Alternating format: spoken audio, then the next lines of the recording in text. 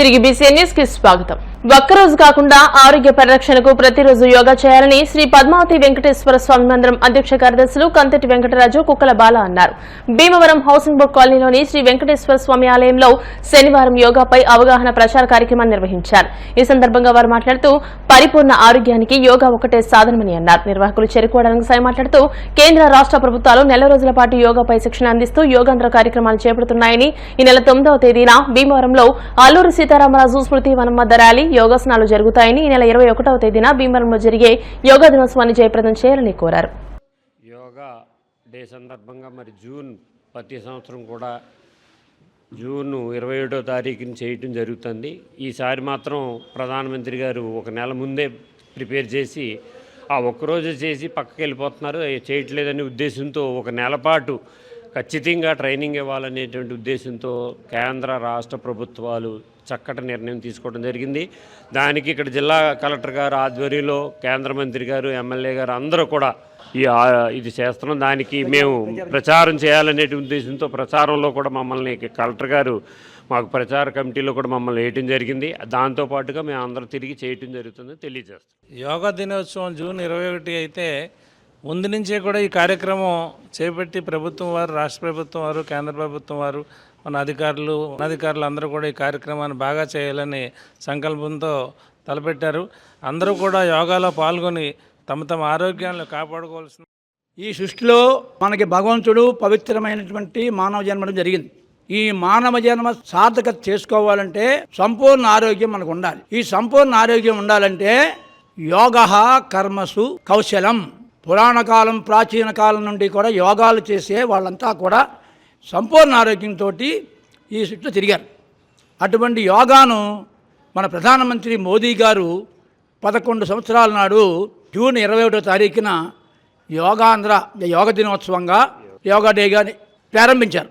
అప్పటి నుంచి కొన్ని లక్షల మంది దీంట్లో ఫాలోఅప్ చేయడం జరిగింది. ఇప్పుడు మళ్ళీ కేంద్ర రాష్ట్ర ప్రభుత్వాలు రేపు 21వ తారీఖు ఒక్కరోజే కాకుండా ఓ నెల ముందే చేయాలని రాష్ట్ర ప్రభుత్వం ఉత్తర్వులు ఇచ్చింది. దాని ప్రకారం మన ముఖ్యమంత్రి చంద్రబాబు నాయుడు గారు, ఉప ముఖ్యమంత్రి పవన్ కళ్యాణ్ గారు, మరి ముఖ్యంగా మన జిల్లాలో జిల్లా కలెక్టర్ చదలవాడి నాగరాణి గారు, మన శాసనసభ్యులు అంజిబాబు గారు, అలాగే కేంద్ర మంత్రి మన బౌతరాజ్ శ్రీనివాసవరం గారు, అలాగే మన కొయ్యే మోషన్ రాజు శాసనమండలి చైర్మన్, ఇలాగ అందరూ కూడా పాకా సత్యనారాయణ గారు అందరూ కలిసి ప్రతి చోట కూడా యోగా చేయాలి అని చెప్పేసి ఒక సంపూర్ణమైన ఉద్యమం చేస్తున్నారు. ఆ ఉద్యమంలో భాగంగా ప్రతి చోట ప్రచారం చేస్తున్నాం.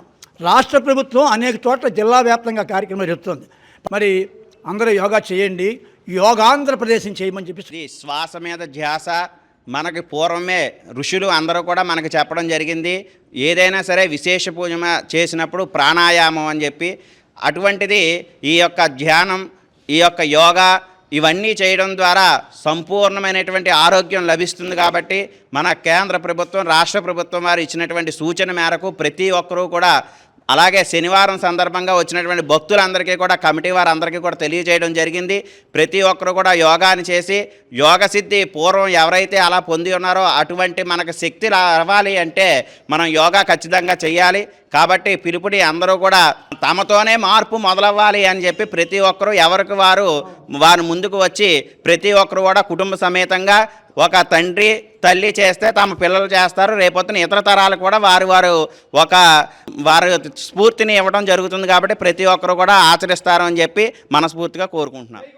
భీమవరం యూత్ క్లబ్ రోడ్లోని పెదామిరం పరిధిలో కల శ్రీ స్వర్ణ సాయి ఆలయ ట్రస్ట్ ఆధ్వర్యంలో శ్రీ స్వర్ణ సాయి ధ్యాన మందిరంలో విద్యార్థులకు నిర్వహించిన ఉచిత వేసవి శిక్షణ తరగతులు శుక్రవారంతో ముగిశాయి.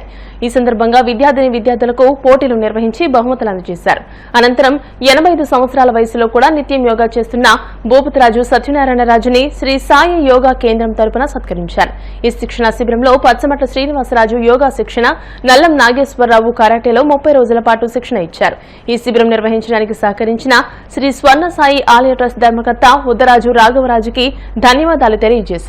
ప్రతి సంవత్సరం ఉచిత శిక్షణ తరగతులు నిర్వహిస్తామని, ఈ అవకాశాన్ని విద్యార్థులు సద్వినియోగం చేసుకోవాలని శ్రీ షిరిడి సాయిబాబా ఆలయం ట్రస్ట్ నిర్వాహకులు కోరారు. ఈ కార్యక్రమంలో సారథి వెంకటేష్ బాబు, బి వెంకటేశ్వరరాజు, శ్రీనివాస్, కృష్ణకుమారి, విద్యార్థుల తల్లిదండ్రులు పాల్గొన్నారు.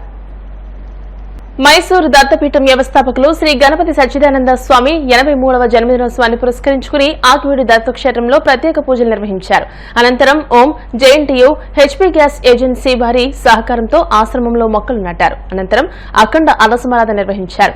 ఈ కార్యక్రమంలో తహసీల్దార్ వెంకటేశ్వరరావు, ఆలయ ట్రస్టీ కంబంపాటి త్రినాథ కృష్ణమూర్తి, విజయ థియేటర్ అధినేత ముదునూరి శ్రీహరిరాజు, బ్యాంక్ మేనేజర్ రఘు, నంద్యాల లక్ష్మీ సీతారామయ్య, చిరంజీవి సత్యనారాయణతో పాటు భక్తులు పాల్గొన్నారు.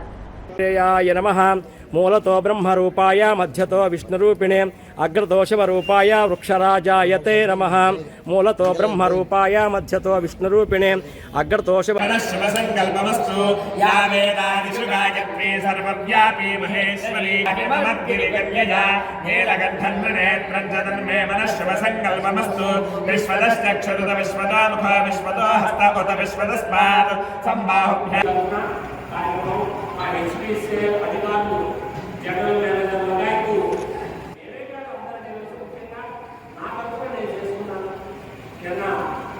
కార్యక్రమం చేపట్టారు. వాళ్ళ విజయం లేకుండా వాళ్ళ స్వామి గారి పుట్టినరోజు వారి ఆజ్ఞ ఆదేశం అలాగే మా ఆఫీసర్లు సూచన మేరకు ఇవాళ పెద్దలు మన తహసీల్దార్ గారు, ఒట్టుకొక్క ప్రముఖ పారిశ్రామికవేత్త జానకి రామరాజు గారు, థియేటర్ల అధినేత శ్రీహరి గారు, కెనరా బ్యాంక్ మేనేజర్ గారు రఘు గారు, అలాగే రెవెన్యూ ఇన్స్పెక్టర్ గారు, కౌన్సిలర్ గారు, వీరందరి సమక్షంలో చెప్తున్నారు ఆశ్రమంలో నృత్యకళకే భాష్యం చెప్పిన నాట్య కళా తపస్వి పద్మశ్రీ నటరాజ రామకృష్ణ అని, సృష్టిలోని 64 కళల్లో నాట్యం ఒక ప్రధాన అంశమని పలువురు వక్తలు అన్నారు. భీమవరం వెంకటరామ థియేటర్ కాన్ఫరెన్స్ హాల్లో సంస్కార భారతి ఆధ్వర్యంలో పద్మశ్రీ నటరాజ రామకృష్ణ 14వ వర్ధంతి కార్యక్రమాన్ని నిర్వహించారు. ముందుగా ఆయన చిత్రపటానికి పూలమాలలు వేసి నివాళులర్పించారు. కళారంజని నాటక పరిషత్ అధ్యక్షులు జవాది శ్రీనివాస్ మాట్లాడుతూ శివుడు కూడా శివతాండవం చేసేవారని పురాణాలు చెబుతున్నాయని, పద్మశ్రీ నటరాజ రామకృష్ణ నాట్యకళకు జీవం పోసారని అన్నారు. నృత్య కళారూపాలకు మార్గదర్శకులు నటరాజ రామకృష్ణ అని అన్నారు.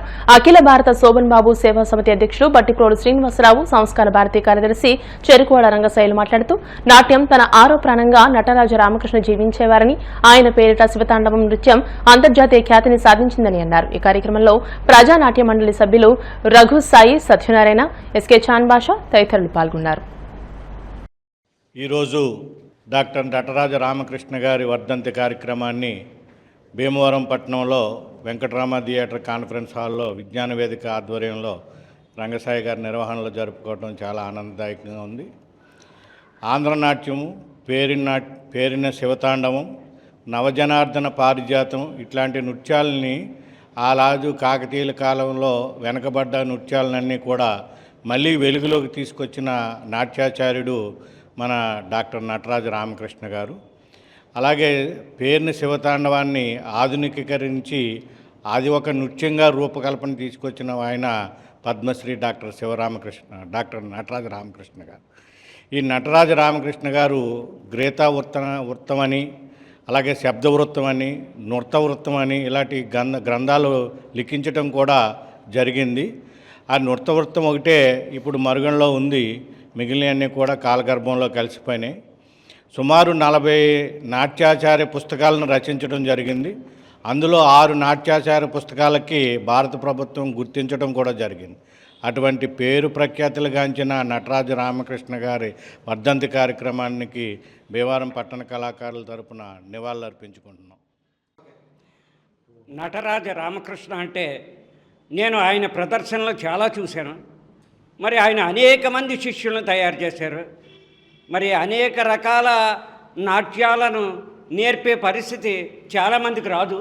ఆయనకు వచ్చిందంటే మరి ఇక్కడ నేను ఆయన ప్రదర్శనలు చూశానంటే ఈ భీమవరంలో అది నా అదృష్టంగా భావిస్తున్నాను. మరి అటువంటి వాళ్ళ గుర్తు చేసినటువంటి రంగసాయి గారికి కృతజ్ఞతలు తెలియపరచుకుంటూ ఇంతటితో విరమిస్తున్నాను.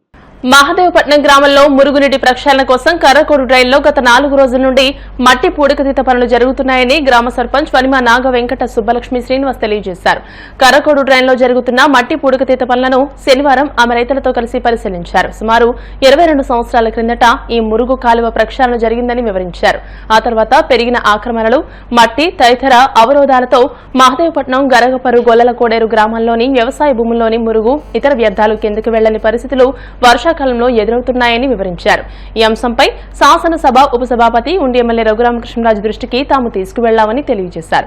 ప్రాజెక్టు కమిటీ చైర్మన్ మురళీకృష్ణరాజు ఆధ్వర్యంలో నీటి సంఘం ఉపాధ్యక్షులు కోట విఘ్నేశ్వరరావు రైతులు కలిసి చందాలు వేసుకుని అభివృద్ది పనులు చేస్తున్నారని వివరించారు. ఈ కార్యక్రమంలో మాజీ ఎంపీటీసీ సభ్యుడు గంధం బుజ్జి, గ్రామ టీడీపీ అధ్యక్షుడు వనిమా శ్రీనివాస్ తదితరులు పాల్గొన్నారు.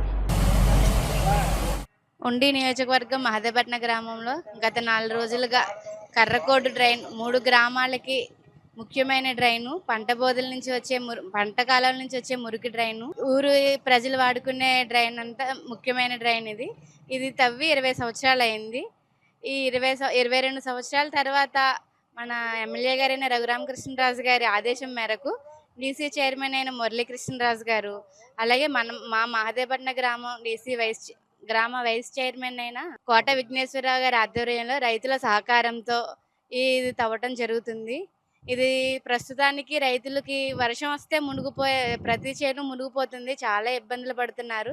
ప్రస్తుతానికి మునిగే అవకాశం తగ్గుతుందని 22 ఏళ్ళ నుంచి పడుతున్న రైతుల కష్టాలు ప్రస్తుతానికి తీరుతాయని కోరుకుంటున్నాను. అదేవిధంగా ముందు కాలంలో మిగతా డ్రైన్లు కూడా ఇదే ప్రక్షాళన చేసి రాష్ట్రమంతా డ్రైనేజీ వ్యవస్థ బాగుపడుతుందని కోరుకుంటున్నాను.